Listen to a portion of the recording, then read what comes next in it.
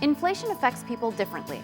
If you've taken out a loan, say to buy a home, at a fixed interest rate, inflation is good for you. That's because the dollars you pay back are worth less than when you borrowed them. But high inflation has mostly negative effects. It can lead to a decrease in what people can buy with their savings. People on fixed incomes can suffer because their incomes don't buy as much as they could before. Individuals and businesses will increase the time and money they expend trying to avoid the effects of the increase in prices. Workers may have problems paying their bills if their wages don't rise as fast as prices.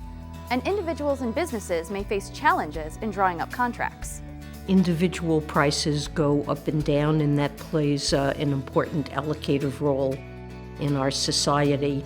But the general level of prices, whether the general level of prices is roughly stable or is rising at a very rapid rate, that's something that importantly affects the plans of savers as they try to plan for their retirement, affects what it means, how difficult it is, for example, to pay off a debt that a household or a business is undertaken. Having a predictable and low rate of inflation is important to making those financial decisions. Price stability is essential to having an economy that is able to grow. When you don't have price stability, and so when inflation begins to grow, people make different decisions about how they'll spend their money. Businesses will spend their time worrying about keeping their books up to rate with inflation and not conducting the businesses that they're supposed to conduct, creating the products and services that we value, that we buy and sell, and that we live by.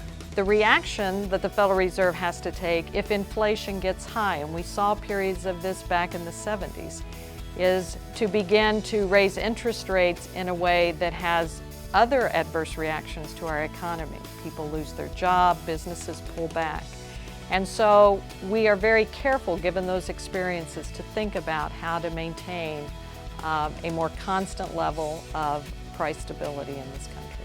In the 1970s and early 1980s, inflation was very high.